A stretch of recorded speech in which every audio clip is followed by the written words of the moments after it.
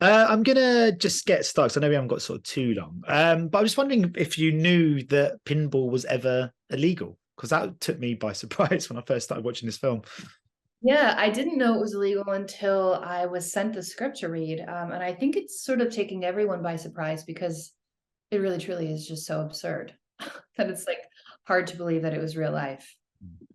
Despite really enjoying the film, I'm not a huge fan of pinball. I don't know what it is. I just can't get into it. I just maybe it's because I'm not very good at it. But did you play much just in the guy because you were surrounded by pinball machines when you were making this? Yeah, no, I think Ellen didn't come to pinball until she met Roger. So I specifically didn't play at all until I was on set. And she's not very good. So it worked out well that I'm not very good either. I mean, it's a great character because you often find sometimes in kind of biopics about people that sometimes the partner is just there to kind of serve the lead role. But I felt like this role, Ellen had some sort of complexity in her own arc. How important was that was the case when you signed on to this project? It was very, very important to me. I think, you know, prior to this role, I've always played characters that sort of felt a certain way. And it was the middle of the pandemic, and I said, I'm not going to do anything anymore that doesn't really light me up or that doesn't inspire women or tell a story. And I read her and I thought, wow, this is someone who is operating during a time in America where she had a lot of things against her, but she has this sense of strength and determination, and also like this grace that I think women feel like they can't have both of. So it was really wonderful that she's so complex and nuanced, and she's a real person. And I met her, and I feel privileged to have given her life. Yeah, I was going to ask because I know obviously there's a real life. I knew there was a real life Ellen, but how did you kind of go about meeting her? And what was that? Yeah, what was that like when you did? Well, so I didn't meet her until after we wrapped, on purpose, because I didn't want to in any way mimic her or try and imitate her. But our directors interviewed her and also her husband sort of at great lengths. And so I knew all about her and her life and who she was and her characteristics and her beliefs. And I was able to infuse that hopefully into the character. And yeah, when I met her, it was interesting because we have so many similarities that we didn't know we had. So life really does sometimes imitate art. Is there like a different type of pressure when you take on a role of someone who's real and will be seeing the finished product? Absolutely. There's a huge pressure. And I think that's also why I held off from meeting her, contacting her, because I didn't want to feel that I had to do something to be her, you know? Um, in I've played a few characters that have been comic book characters before I played them. And it's similar where it's like everyone has this expectation of how you should look or what you should do. And so I didn't want that at all.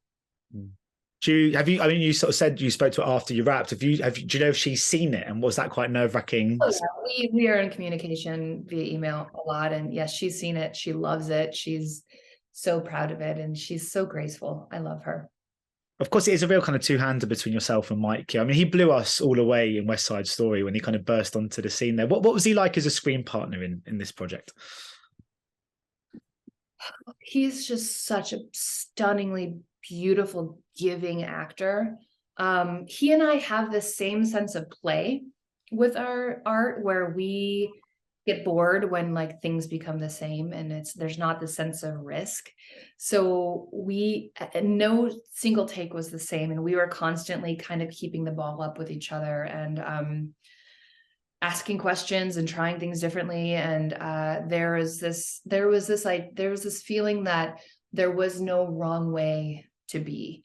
And I think, I don't know, for me, I've worked with a lot of actors who are so controlling with their performance that it can feel kind of suffocating. And he and I just had like this breath of fresh air when anything went. So he is one of my favorite actors to work with. It must be so relieving when you get onto set and realize that you're kind of aligned creatively with your the person you're working with so much. Just yeah. Absolutely. Yeah. I mean, it's such a relief because truthfully, like, no matter how much I can hold to my instincts, if you're on set with an actor that's not willing to work with you, then you kind of feel like you sort of feel alone in many ways. Yeah. And also that moustache, I mean, I've just got to speak about that moustache. You must have been tempted to just flick it in between. Yeah, well, there's a scene where I go in to kiss him and I like part his mustache. And that wasn't scripted. I did that. I improvised that because I actually couldn't get to his mouth. So everyone cracked up and they kept it in the film. So that was fun. I mean, it is a great tash. I'm not going to lie, but I mean, what's the most kind of absurd piece of clothing or prop you've ever had to kind of have on your person during a set or shoot? Well, I was in a TV show called Swamp Thing, and for half of the series, I was acting across from a man in a swamp suit, and she fell in love with him. So that was hard. Although the actor, Eric Mears, who was in the suit, was wonderful, it was still hard to, and also another absurd thing you have to act across is just the screen that's green. Like, to be able to emote to an actual piece of, screen is really difficult, but I don't know. I hope I do it okay. Incredible kind of skill. Was it something that you almost can't be prepared for when you get into acting? Because I guess when people start doing drama at school or at college and university and stuff like that, it's always kind of stage productions and it's interactions with other human beings. And then the second sometimes you go on to kind of a big set, you're working opposite a tennis ball on a stick. So do you remember that first time you had to work in that kind of environment and how different it felt to your kind of training, so to speak? Yeah, absolutely. It was on a TV show called Teen Wolf, and a lot of it was green screen work. And I remember when I was training for theater, we did a technique that's based on imagination.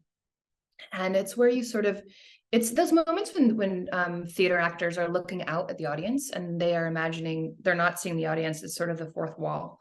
And you have to just imagine what you're seeing. And so that's the technique that I use when I'm doing that, but it is really jarring.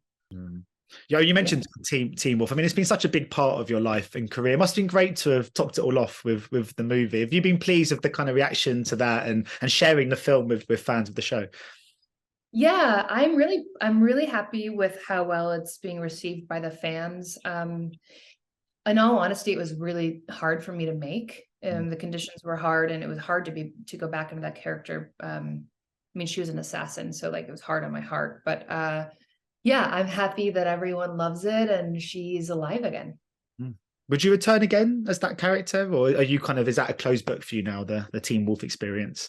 I think if the show took a more maybe like psychological turn, if it kind of like became more of a character study, I would. But there's something about, I mean, I've done so much genre work. There's something about like screaming and crying and running and like that's why playing Ellen and playing this in this world and with this tone was so refreshing to me, because I really just want to go to Hawaii and do a romantic comedy after all of the genre stuff, because and in my life as well, like my life feels a lot lighter and more bright and full of love, and I kind of want to just be in that space for a little bit. So was genre stuff kind of something you were really interested in initially, or was it just one of those things where you're an actor and you just kind of get a part, which then sort of, snowballs into another role, and next thing you know, you're kind of making sort of films in one genre? Is it, or was it something that you kind of set out for? Or is it just the way the wind has blown? Yeah, no, it's something I set out for. I think it is sort of one thing led into the other, although I am quite a spiritual person, and I do feel that every role I've played has been integral in my personal growth.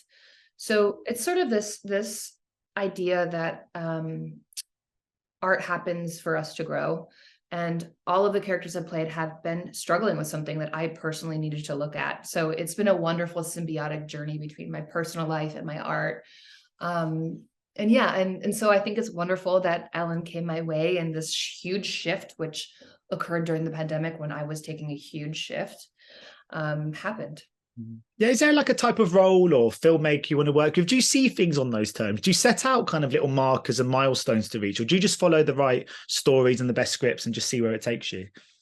No, I do. I have some goals. I mean, I think that one of them is I very, very much want to produce and direct my own films. There's the sense of creative control, and I say that knowing that it can feel oppressive, but I think I want to be behind the camera for a while, and just like, I see things a very particular way, and I want to be able to show that to the world. So that'll be the next thing, I think. Oh, cool. Well, brilliant. On that wonderful note, maybe one day I'll be able to catch up with you for a film you've directed, which would be quite cool. Brilliant. Well, thank you so much for your time today, Crystal, and have a nice weekend. You too. Take care. Ladies and gentlemen, you're watching Hey You Guys! Hey You Guys, huh? Hey, you guys. Is that from the Goonies? It is indeed, yeah. Nice. Hey, you